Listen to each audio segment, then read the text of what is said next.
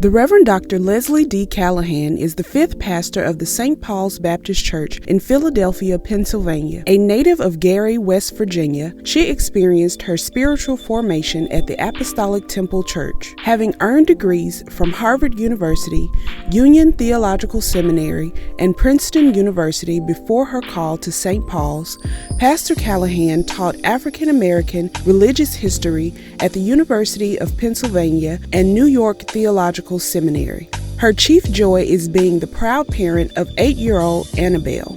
CNBC is pleased to welcome Reverend Dr. Leslie D. Callahan.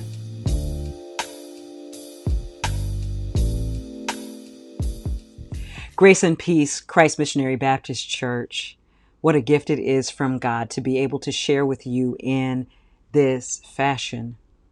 I give thanks to God for your wonderful pastor, the Reverend Dr. Gina Stewart, who is a model in ministry and in life, who demonstrates excellence not only in her preaching, but in her living.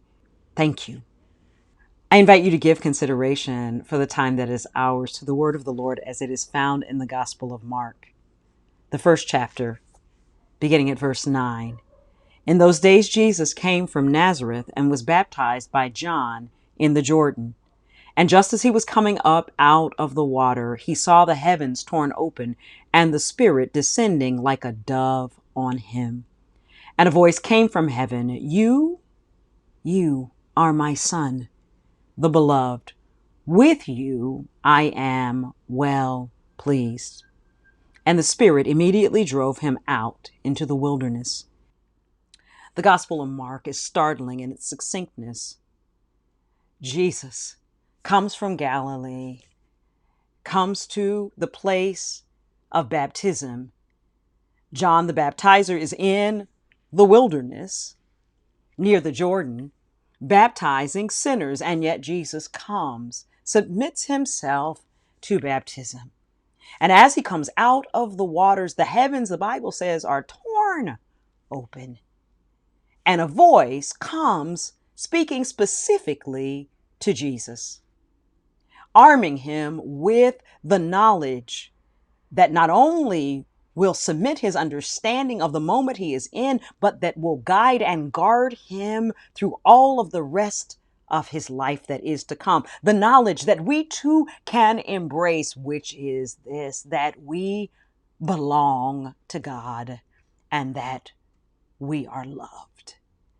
And sometimes we enter the Lenten season as if we are coming to it to get God's attention, to claim God's love. We're waving our hands in SOS during Lent as if God needs some reminder that we are here. I came to start these Lenten reflections with the declaration that is the heart of the gospel. God is already with us. God already loves us. We are already God's. God claims us. God approves us. Lent does not exist. Our observances and our fasting, none of those things exist in order to make God love us. We are simply following Jesus into the space of preparation so that we might become everything that the loving God who's claimed us intends. And so armed with the knowledge that he is God's and that he is loved, that he is already approved of God, Jesus then is driven by the Spirit of God into the wilderness. It seems almost violent. God does not always guide us in exactly the same way. God does not always use exactly the same means. Sometimes it is almost as if we feel the brush of angels' wings, and sometimes we feel, as the Reverend Dr. Prathia Hall once put it, as if God's fist is in our back. Sometimes we are driven, sometimes just led, sometimes we are nudged, but whatever it is that you feel from God, when you feel it, trust the prompting. Trust that part, that space in which the Spirit says it's time to move. Trust that guiding, that leading, that pushing, that pulling, whatever it is that the Spirit uses to say, come nearer.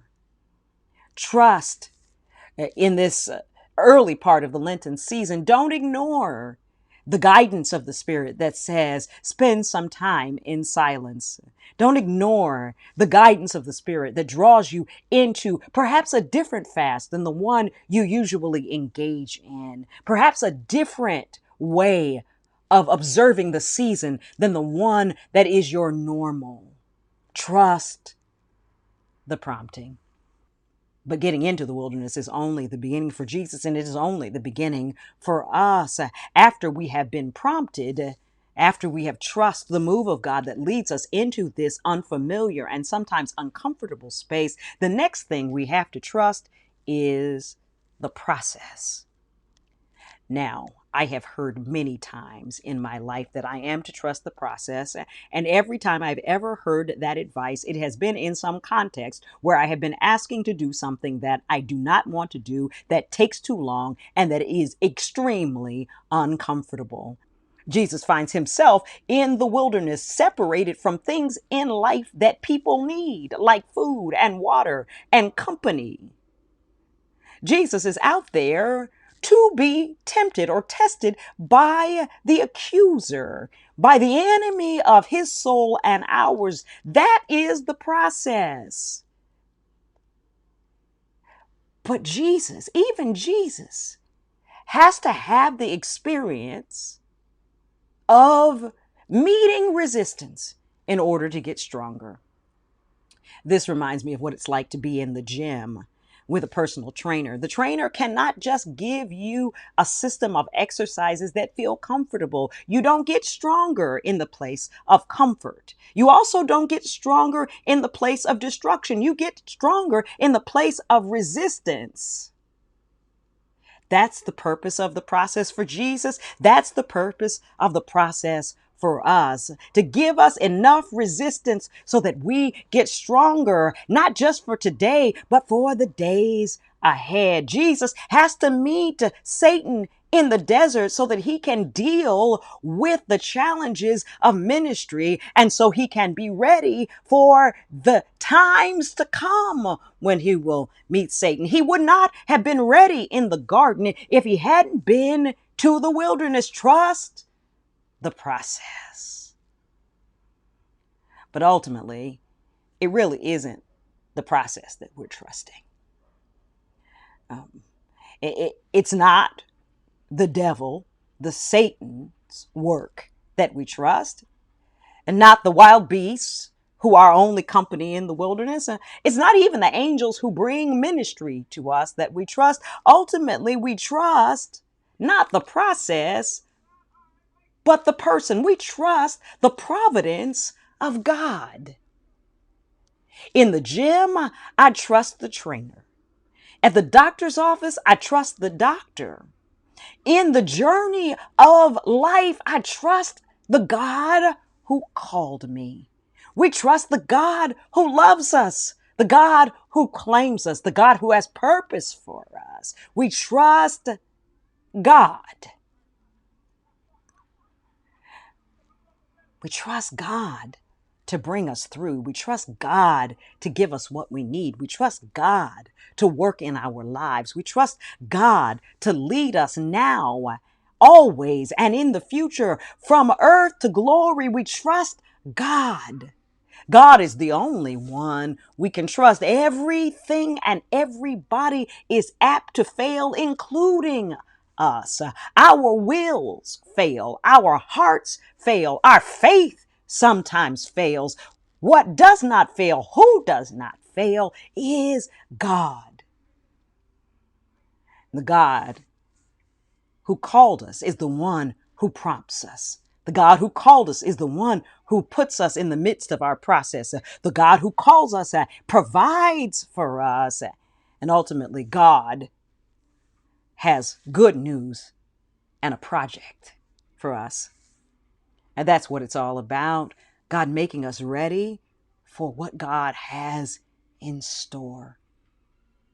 The future and the hope that we long for we prepare for in the wilderness. Lent is coming at exactly the right time. I pray that you find what you need in this season, that God uses this as a space of consecration and preparation for us all so that we might better represent God in the world, so that we might come out of this wilderness proclaiming the good news of God, the good news that we've come face to face with, even in the dry and desert places of our lives, the good news that transforms not just us, but also the world. God bless you.